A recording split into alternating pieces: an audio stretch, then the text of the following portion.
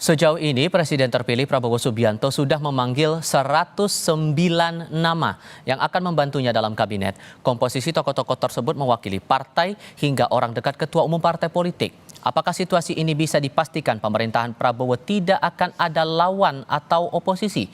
Kami diskusikan bersama para narasumber. Bergabung saat ini politisi Partai Gerindra Habibur Rahman, kemudian politisi senior Partai Nasdem Bestari Barus, dan Direktur Eksekutif Parameter Politik Indonesia Adi Prayitno. Selamat sore semuanya, apa kabar? Selamat sore. Alhamdulillah.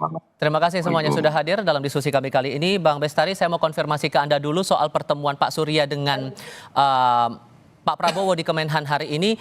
Dan kalau kita rujuk lagi bahwa tidak ada keinginan juga sebetulnya dari Nasdem untuk bergabung ke kabinet. Kalau begitu pertemuan tadi tujuannya membahas soal apa, Bang, sebetulnya?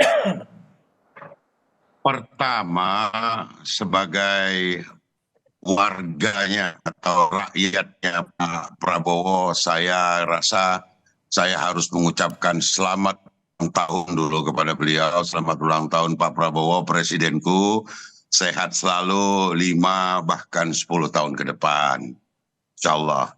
Nah, kaitannya dengan kunjungan ya Pak Bang Surya ke Kemenhan, tentulah ini pasti terkait dengan situasi politik pada hari ini yang sangat kondusif dirasakan oleh seluruh masyarakat bangsa ini.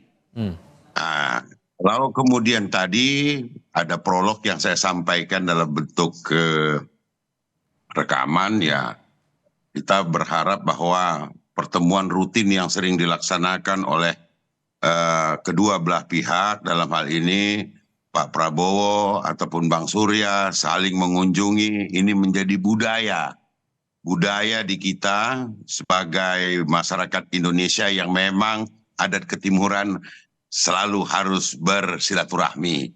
Karena termasuk gagasan soal kabinet juga ada disampaikan tidak di situ dalam pertemuannya, Bang? Gimana? Ada gagasan juga soal masalah kabinet yang sedang dirancang juga tidak oleh Pak Prabowo saat ini, oleh Pak Surya? Jangan begitu, karena kita juga harus meyakini bahwa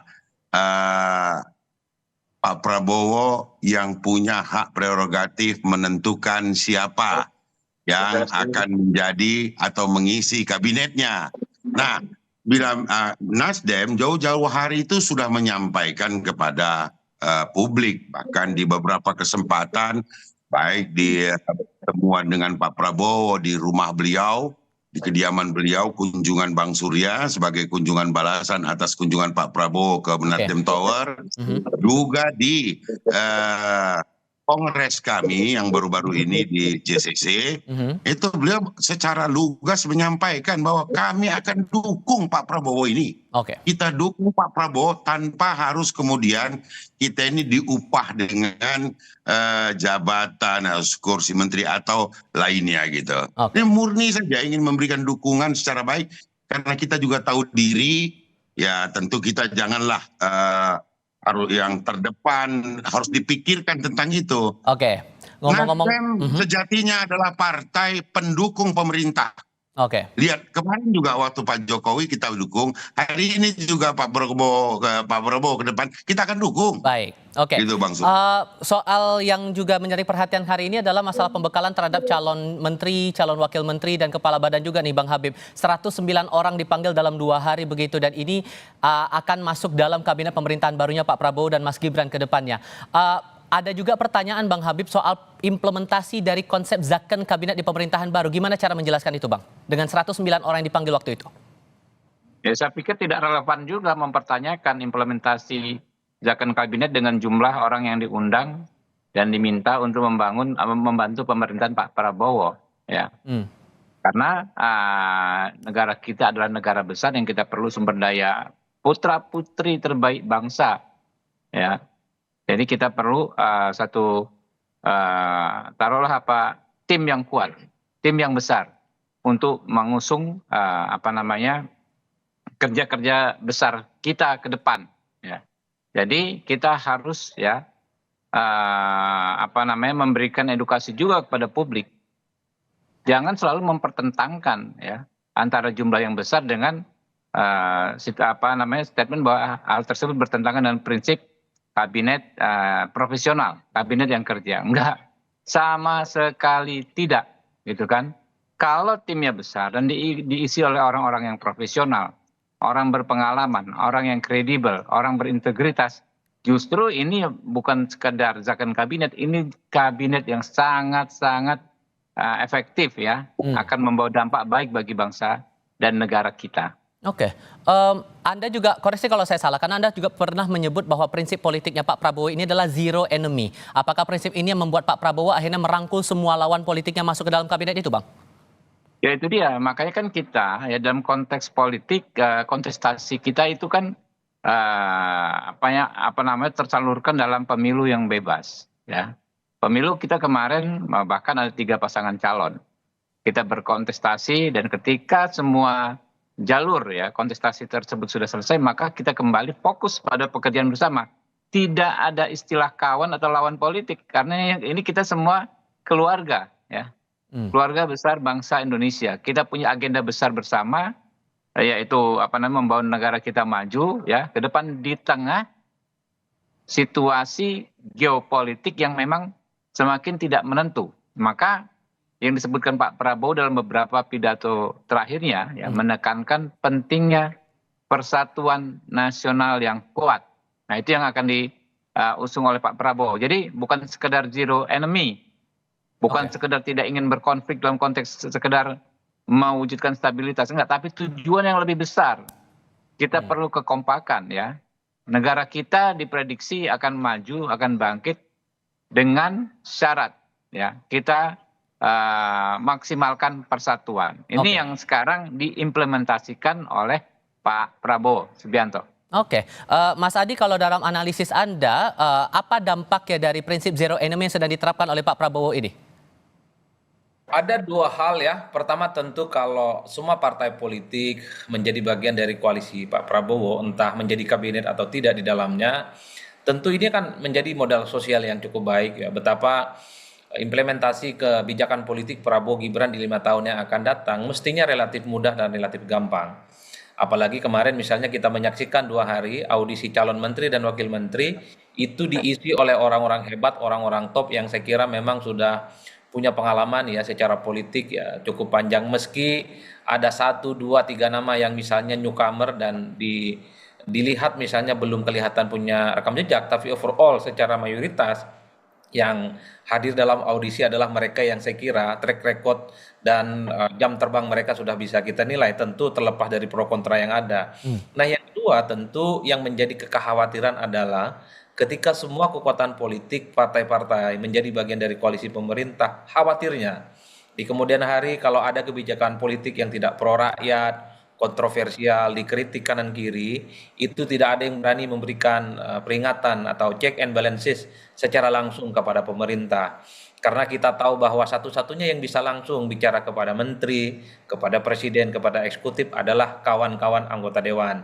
Ini yang saya kira tentu yang menjadi kekhawatiran, karena ada kecenderungan kalau partai sudah mayoritas menjadi bagian dari koalisi pemerintah, seringkali kebijakan-kebijakan yang tidak pro rakyat, kontroversial, itu lolos diundang-undangkan, lolos menjadi sebuah regulasi yang seringkali kita saksikan misalnya sepanjang 5 atau 10 tahun belakangan ini. Oleh karena itu, Tifal, harapan terbesar saya, sekalipun partai politik menyatakan tegak lurus dan mendukung secara penuh Prabowo Subianto dan Gibran Rakabuming Raka, tentu kalau ada kebijakan-kebijakan yang dinilai kontroversial, misalnya soal kebijakan menaikkan harga BBM, tarif dasar listrik, soal hutang, kalau ada yang protes, ada yang resistensi, mungkin kawan-kawan DPR dan partai politik sekalipun menyatakan dukungan kepada pemerintah bisa menyampaikan kira-kira apa solusi yang terbaik untuk bangsa dan negara ini. Kalau kemudian Partai Nasdem memutuskan tidak perlu bergabung juga ke kabinet pemerintahan baru, Bang Bestari, wujud konkret dari dukungan dari Nasdem kepada pemerintahan baru apa bentuknya kalau begitu? Ya, tentu bisa bekerja dengan cara yang lain. Artinya begini, bahwa kita punya kader yang sekarang ini bertugas dan sudah pula dilantik menjadi anggota DPR yang akan mengawal tentu program-program Pak Prabowo sebagai presiden terpilih kita ke depan. Itu juga satu kontribusi yang tak kalah penting dari jabatan sekedar menteri. Namun tentu ini juga disampaikan bahwa alangkah bahagianya partai kami ini juga apabila kata-kata ataupun pemikiran kami turut diakomodir di dalam melaksanakan roda pemerintahan ke depan oleh Pak Presiden terpilih. Itu kan hal yang baik juga. Jadi tentu kalau tadi Bung Hadi Praitno mengatakan ini akan check and balance akan sulit, saya kira tidak. Semakin kita berada bersama-sama, semakin komunikasi itu semakin mudah.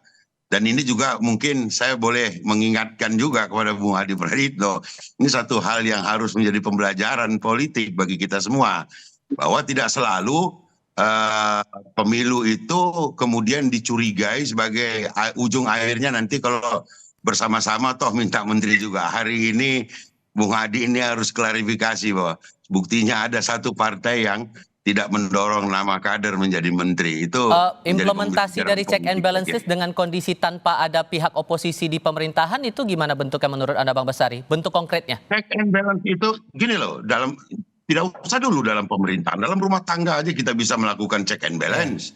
Gitu loh. Artinya apa?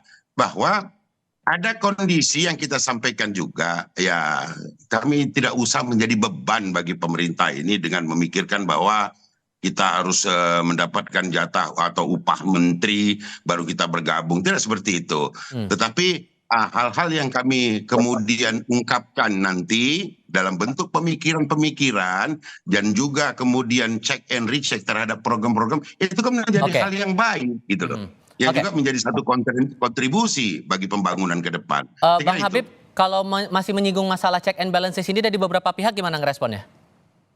Ya bagus sekali ya. Kita ini kan selalu mempertentangkan kalau bersatu nggak mungkin nggak mungkin menyampaikan check and balance karena standar kita standar yang bukan dari kita ya. Kita selalu melihat ke negara-negara lain.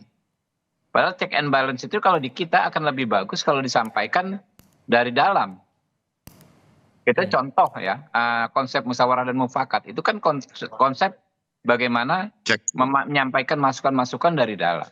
Misalnya komitmen teman-teman Partai Nasdem memberikan dukungan. Dukungan itu kan bukan sekedar yes terhadap setiap kebijakan pemerintah tanpa reserve sama sekali, tapi justru dukungan masukan pemikiran-pemikiran, konsep-konsep yang akan menjadi kebijakan pemerintah. Jadi justru cara kita menyerap aspirasi ya itu lebih maju daripada sekedar check and balance ala negara-negara yang menyebut dirinya demokrasi maju. Konsep kita justru lebih progresif karena sejak dari dalam koalisi, dari dalam pemerintahan ya kan ya sudah ada usulan-usulan ya yang nanti akan mengerucut pada perumusan kebijakan pemerintah. Atas pandangan-pandangan ini Mas Adi, gimana meresponnya? Singkat saja Mas. Ya saya kira kan selama ini ada kekhawatiran bahwa yang disebut di luar pemerintah atau oposisi itu sikapnya opposite secara berlebihan. Jadi segala apapun yang muncul dari pemerintah itu diprotes, ditolak, tidak peduli baik ataupun tidak buruk. Nah, sepertinya memang di 5 tahun yang akan datang ada kecenderungan sekalipun misalnya menyatakan dukungan politik secara penuh kepada Prabowo dan Gibran, ada sesuatu yang kontroversial sepertinya akan dibicarakan dari hati ke hati. Yang baik katakan baik, yang buruk katakan buruk. Itu yang sepertinya ingin disampaikan oleh Bang Bestari. Sekalipun tidak ada kader Nasdem yang jadi menteri, tapi kalau ada kebijakan politik yang kemudian kontroversial, sepertinya Nasdem akan memberikan peringatan bahwa itu tidak bertentangan dengan kehendak rakyat. Itu bagus saya kira, karena memang secara prinsip politik kita adalah politik musyarah mufakat, bukan gontok-gontokan you and me atau minhum dan minna. Tidak dalam konteks itu. Ini yang saya kira sebagai modal sosial, sebagai modal politik bahwa sepertinya ke depan Indonesia itu akan baik-baik saja. Semoga bisa terwujud, Mas.